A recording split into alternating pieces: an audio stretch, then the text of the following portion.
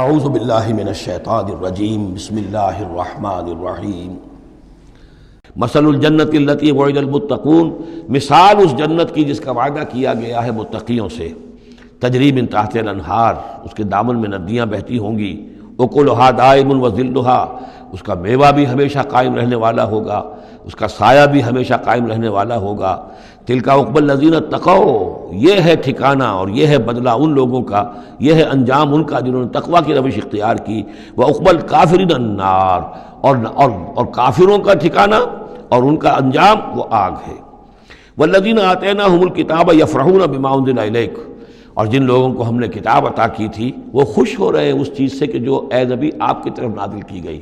یعنی کچھ لوگ جو بھی اہل کتاب میں سے تھے مدینے کے اندر، انہیں خبریں مل رہی تھیں، تو ابھی چونکہ وہ تصادم کی نوبت نہیں آئی تھی، تو ان میں سے جو لوگ بھی نیک سرشت تھے وہ کچھ خوش ہو رہے تھے، کچھ ان کے دلوں کے اندر بھی اچھے جذبات پیدا ہو رہے تھے۔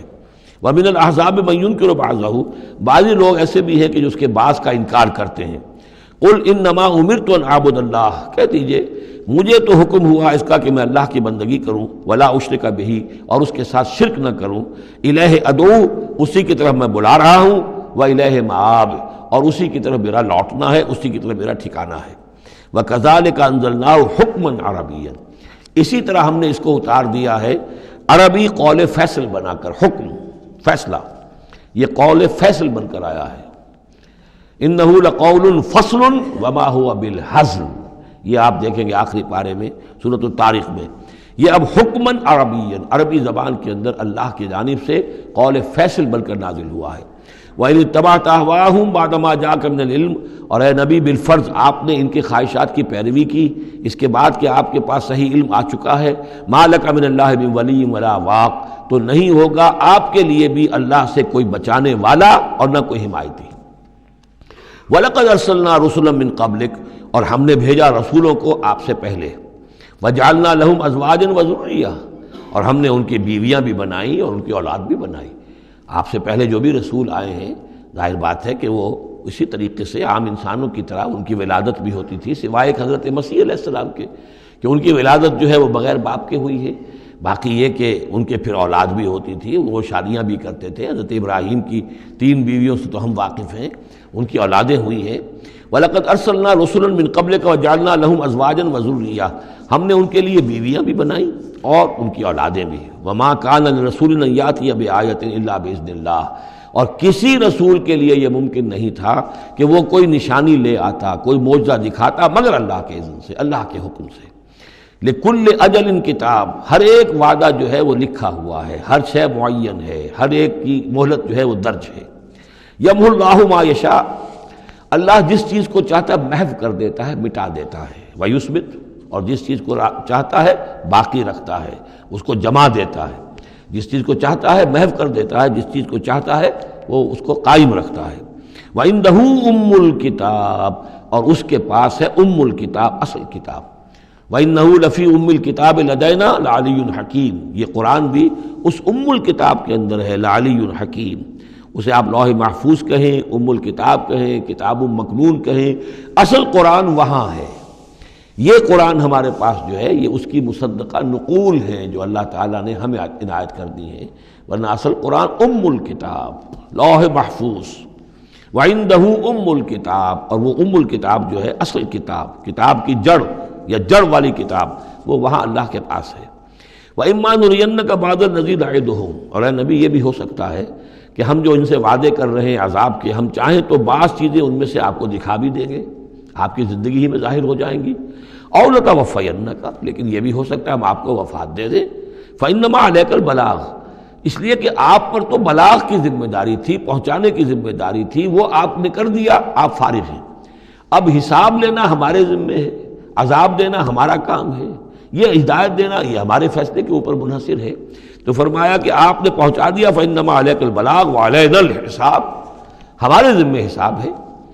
أَوَلَمْ يَرَوْا أَنَّا نَأْتِي الْأَرْضَ نَنْقُصُهَا مِنْ أَطْرَافِهَا، کیا یہ دیکھتے نہیں کہ ہم لا رہے ہیں، چلے آتے ہیں زمین کو گھٹاتے ہوئے، تنگ کرتے ہوئے کناروں سے۔ واللہ یحکم لا معقب لحکمہ، اور اللہ تعالیٰ ہی فیصلہ کرنے والا ہے اور کوئی نہیں ہے کہ پیچھے ڈالے اس کے حکم کو۔ یہ آیت جو ہے کئی دفعہ آئے گی قرآن مجید میں، یہی الفاظ نَاتِ الْأَرْضَ نَنْقُصُهَا مِنْ أَطْرَافِهَا۔ اس کو یوں سمجھیے کہ مکے میں تو یہ جو بھی بھٹی دہکی ہوئی تھی، جو چل رہی تھی، رد و قضا ہو رہی ہے، بیس و رضا ہو رہی ہے، اہل کفر ہیں، اہل ایمان ہیں، ایک طرف محمد رسول اللہ اور ان کے ساتھی ہیں، ایک طرف سرداران قریش ہیں، لیکن یہ کہ آس پاس جو ہے ام القریٰ ومن حولہا، آس پاس جو قبائل ہیں ان میں بھی رفتہ رفتہ یہ دعوت جو ہے نفوذ کر رہی ہے۔ اب بنی غفار ہیں، ابو ذر غفاری ان میں سے آئے، ایمان لے آئے، اب گویا کہ وہ بنی غفار کے اندر اب وہ دعوت پھیل رہی ہے۔ تو نتیجہ یہ کہ ان کو بتایا جا رہا ہے کہ اے قریش تم اپنی جو ہے خیر مناؤ، اس لیے کہ یہ دعوت جو ہے تمہارے ارد گرد پھیل رہی ہے، اور جب یہ دعوت تمہارے ارد گرد پھیلے گی تو گویا کہ تمہارے چاروں طرف سے یہ دعوت تمہارے گرد گھیرا تنگ کرتی ہوئی چلی آ رہی ہے۔ ایک وقت آئے گا کہ تمہارا ارد گرد کا پورا ماحول جو ہے وہ اس دعوت کو قبول کر لے گا، اور تم خود ایک محصور سے ہو کر رہ جاؤ گے، یہ جو اپنے ایک شہر کے اندر بیٹھے ہوئے۔ تو فرمایا اولم یرو، کیا یہ دیکھتے نہیں ہیں، انا ناتی الارض ننقصها من اطرافها، کہ ہم زمین کو لا رہے ہیں کم کرتے ہوئے اس کے چاروں طرف سے، کناروں سے، یعنی گھیراؤ ہو رہا ہے۔ یہ گھیراؤ پھر بہت شدید ہو گیا ہجرت کے بعد، جب حضور صلی اللہ علیہ وسلم نے ان کے جو تجارتی شاہراہوں کو مخدوش بنا دیا، اکنامک بلاکیڈ کیا ان کا۔ دوسرے یہ کہ پھر آپ نے آس پاس کے جو بھی وہ جو قبائل تھے ان کے ساتھ صلح شروع کر دی، معاہدے کرنے شروع کر دیے۔ تو پہلے یا وہ قبیلے جو ہیں قریش کے جو حلیف تھے اب وہ حضور کے حلیف بن گئے، اور یا یہ کہ وہ نیوٹرل ہو گئے کہ ہم نہ تو آپ کا ساتھ دیں گے قریش کے خلاف اور نہ قریش کا ساتھ دیں گے آپ کے خلاف۔ اس سے بھی زون آف انفلوئنس ان کا کم ہوتا جا رہا تھا۔ تو اکنامک بلاکیڈ جو آپ نے کیا، اور دوسرے پولیٹیکل زون آف انفلوئنس جو ان کا کم ہو رہا تھا، اس سے ان کا پولیٹیکل آئسولیشن ہو رہا ہے، یہ بھی گویا کہ زیادہ محسوس ہو گیا ہے ہجرت کے بعد۔ اور یہ منہج انقلاب نبوی نامی کتاب میں میں نے تفصیل سے اس پر بحث کی ہے، اور فلسفہ انقلاب جو ہے، بلکہ کہنا چاہیے فلسفہ سیرت کے اعتبار سے یہ بہت اہم موضوع ہے، بہت کم لوگوں نے اس پر توجہ دی ہے۔ اولم یروا انا ناتی الارض ننقصها من اطرافها واللہ یحکم، اور اللہ ہی فیصلہ کرے گا، بالآخر آخری فیصلہ اسی کی طرف سے ہوگا۔ لا معقب لحکمہ، کوئی نہیں ہے جو اس کے حکم کو پیچھے ڈال سکے۔ وہو سریع الحساب، اور وہ حساب لینے میں بھی بہت جلد کرتا ہے، جلدی تیزی ہے حساب لینے میں۔ وقد مکر الذین من قبلہم، اور ان سے پہلے جو تھے انہوں نے بھی بڑی چالیں چلی تھی، بڑی اسکیمیں بنائی تھیں، بڑی سازشیں کی تھیں، بہت کچھ انہوں نے بھی اپنی پلاننگ کی تھی انبیاء اور رسل کی دعوت کو روکنے کے لیے۔ فللہ المکر جمیعا، یہ سارا کا سارا مکر جو ہے اللہ کے اختیار میں ہے، کسی کی چال چل نہیں سکتی جب تک اذن رب نہ ہو، اور گویا کہ اللہ تعالیٰ جو ہے ان کی تمام چالوں کا احاطہ کیے ہوئے محیط ہے۔ یعلم ما تکسب کل نفس، وہ جانتا ہے ہر ذی نفس جو کچھ کماتا ہے، ہر انسان جو کمائی کرتا ہے، ہر جان جو کمائی کرتی ہے وہ اس کے علم میں ہے۔